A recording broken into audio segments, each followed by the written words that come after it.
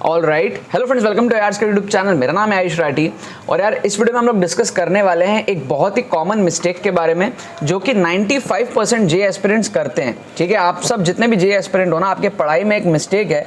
थोड़ा सा डीपली मैं समझाने की आपको कोशिश करूंगा कि यार उसके अंदर में आपको क्या मिस्टेक है इस वीडियो के अंदर में, ताकि आप सब वो मिस्टेक को सुधार पाओ। चाहे आप 2023 के लिए जेईई के लिए प्रिपेयर कर रहे हो, चाहे आप 2024 के लिए प्रिपेयर कर रहे हो, चाहे 25 के लिए करो, लेकिन 23 वाले बच्चों के लिए सबसे ज्यादा इंपॉर्टेंट है, क्योंकि अभी आप सुधार लोगे तो जल्दी इस चीज को आप रेक्टिफाई कर लोगे एंड आपके अच्छे रिजल्ट्स आगे आने वाले टाइम में आएंगे। ठीक है ना, तो जल्दी से वीडियो लाइक करके चैनल को सब्सक्राइब करके यार स्क्वाड का हिस्सा बन जाओ। उम्मीद करते हैं कि आपको ये वीडियो पसंद आएगी।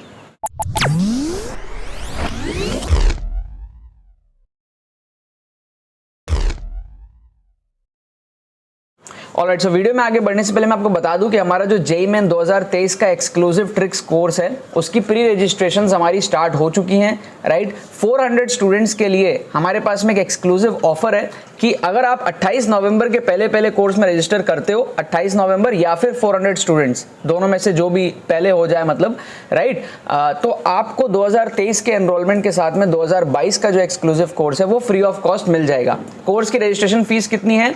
2500 का कोर्स है जो आपको 1999 में अवेलेबल है। आपको लिंक डिस्क्रिप्शन में मिल जाएगा, वहां पे क्लिक करो, जाके सारे डिटेल्स पढ़ो।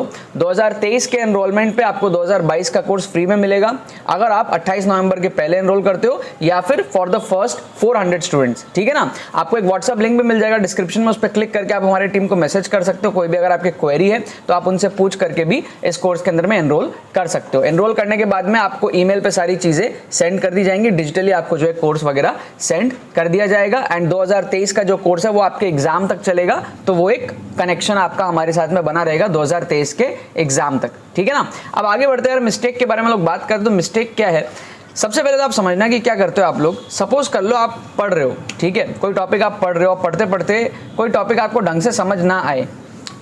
आपको क्या लगता है कि यार ये टॉपिक समझ नहीं आया तो अगला नहीं समझ आएगा, तो आप अगले टॉपिक में जाते नहीं हो, आप उसी टॉपिक पे स्टक रह जाते हो। या फिर फॉर एग्जांपल मान लो कि भाई आप कोचिंग में पढ़ रहे हो, आप किसी कारण से, आपके घर में किसी की शादी है, किसी का कुछ है, आपकी तबीयत खराब है, आपने क्लासेस मिस कर दी किसी कारण से, आपके पास में रिकॉर्डिंग भी अवेलेबल नहीं है किसी कारण से, तो उस केस में क्या होता है आपके साथ में? आपके साथ में ये होता है कि भाई जब आप अगला टॉपिक देखने जाते हो कोचिंग में तो आपको चीज़ें समझ में नहीं आती और साइकोलॉजिकली आपके दिमाग में ये रहता है कि क्योंकि आपका पिछला टॉपिक कवर नहीं है इसलिए आपको आगे का टॉपिक नहीं आ रहा है। ठीक है, एक और केस ले लेते हैं। सपोज कर लो आप 11th क्लास से 12th क्लास में गए हो। अभी जो भी बच्चे 2023 का एग्जाम देंगे वो सारे 12th में होंगे या फिर ड्रॉपर होंगे, तो हो सकता है आपके 11th के बहुत सारे टॉपिक्स मिस हुए हुए हों, 11th के बहुत सारे टॉपिक्स आपने नहीं किए हुए हों, ऐसा हो सकता है। तो जब आप 12th में हो और 11th के बहुत सारे टॉपिक्स आपके नहीं हुए हुए हैं, तो आपको ऐसा फील आ सकता है कि भाई मैं पहले 11th के टॉपिक्स को कंप्लीट करूंगा फिर मैं 12th के टॉपिक्स को कंप्लीट करूंगा। बहुत सारे बच्चों का बैकलॉग्स रहता है। ये बैकलॉग टर्म बहुत ज़्यादा आजकल पिछले 4-5 सालों से एकदम भारी हो गया है, स्पेशली यूट्यूब वाले बच्चों के अंदर में। हमारे टाइम पे 5-6 साल पहले हम बैकलॉग सिर्फ मतलब कॉलेज में बोलते थे, बैकलॉग वगैरह, मतलब ये नया नया टर्म हम कॉलेज में सीखे थे, बैकलॉग और ये सारी चीज़ें। बैक मतलब काइंड ऑफ फेल हो गए, उस चीज़ को हम लोग बैक बोलते थे, बैकलॉग बोलते थे। बट अभी ऐसा हो गया कि कोई 2-4 चैप्टर छूट गया तो उसको आप क्या कहते हो, बैकलॉग बोल देते हो, बैकलॉग कंसिडर। प्रेशर बनता है पहले तो। सजेस्ट करूंगा ऐसे वर्ड्स को यूज ही मत करो, कुछ और टाइप का वर्ड सोच लो कि हाँ भाई चैप्टर्स छूटे हुए, आसान भाषा में बोल दो कुछ चैप्टर्स छूटे हुए। आप लोग ऐसे बोलते हो ना सर बैकलॉग कैसे कवर करें, आप अपने आप को प्रेशर में डाल देते हो। फिर क्या होता है कि अब आपकी साइकोलॉजी ऐसी बनी हुई है कि जब तक आपके पहले के टॉपिक्स कंप्लीट नहीं होंगे तब तक आप आगे के टॉपिक्स नहीं कर पाओगे।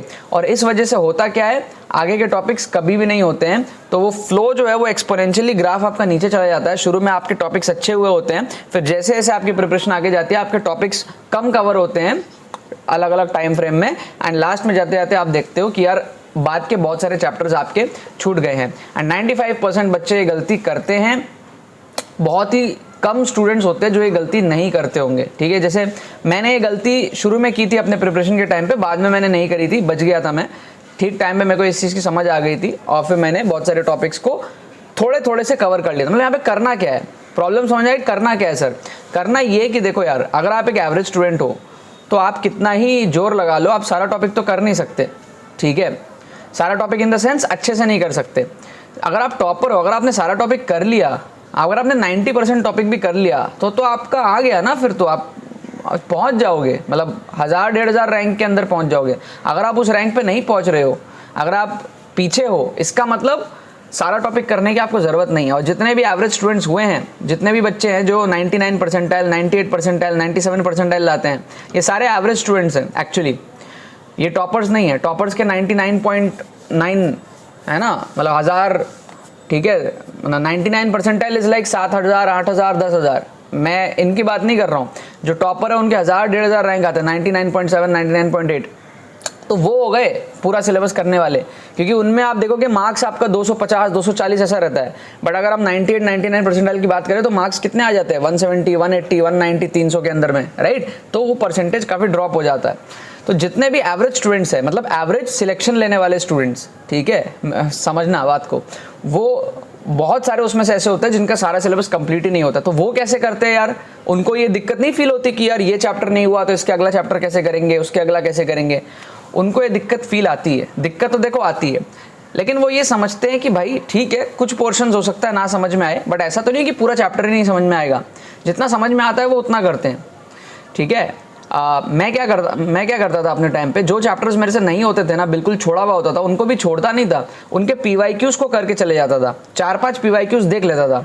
ऑब्वियस सी बात है, समझ में नहीं आएंगे ढंग से, बट जितने आए उतना कर लो ना, थोड़ा बहुत तो समझ में आएगा।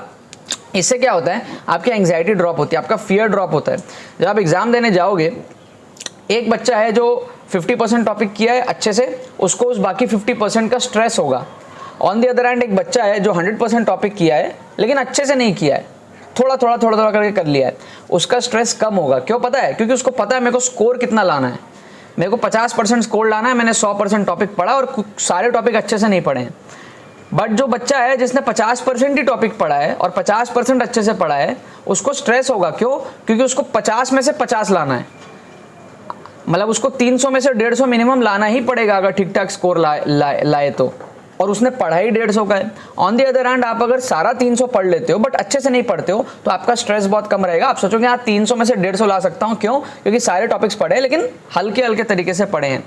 ये ज़्यादा बेटर तरीका है। तो आपको क्या करना है, वेट नहीं करना, आप आगे के टॉपिक्स में जाते रहो, कोचिंग के फ्लो के साथ मेंटेन करते रहो, आपको मौका मिलेगा पीछे आने का और टॉपिक्स को कवर करने का। ऐसा मत सोचा करो कि यार पहले रिवीजन करेंगे, पहले ये करेंगे फिर आगे बढ़ेंगे। नहीं यार, आप एक बार में टॉपिक कंप्लीट कर ही नहीं सकते, आपको पीछे तो आना ही पड़ेगा, आपको बार बार यार पीछे तो आना ही पड़ेगा। ये चीज़ आपको समझ में आनी चाहिए, आपको पीछे आना पड़ेगा, आपको रिविजन का टाइम मिलेगा, आपको बार बार एक चैप्टर को करना पड़ेगा। तो इससे बेटर है कि आप चलते जाओ, आगे चलते जाओ, बीच बीच में जब फ्री टाइम मिले, कभी वीकेंड मिला, कभी कोई हॉलीडे मिला, कभी कोई फ्री टाइम मिला, तब आप पीछे आओ और उन चैप्टर्स को वापस से करो, जो छूट गए हैं उनको वापस से करो, रिवीजन करो, वापस से करो। लेकिन ये नहीं कि आगे का छोड़ देंगे क्योंकि अभी का नहीं हुआ। उससे क्या होगा, आप पूरा ट्रैप में फंस जाओगे एंड आगे कंटिन्यू ही नहीं कर पाओगे आप कभी भी, क्योंकि वो पॉसिबल नहीं है ना यार, वो मतलब 1% लोगों के लिए पॉसिबल है, ठीक है। तो ये जो मिस्टेक है आप लोग मत करना यार। आई एम श्योर आप में से बहुत सारे स्टूडेंट ये मिस्टेक को कर रहे होंगे। मेरे को बताना कमेंट सेक्शन में कौन कौन ये मिस्टेक करता है और कौन कौन इस मिस्टेक को जो आगे सुधारने वाला है, ठीक है ना। बाकी तो बस यही बात है। बहुत बहुत धन्यवाद मेरे साथ में जुड़ने के लिए, बने रहिए यार।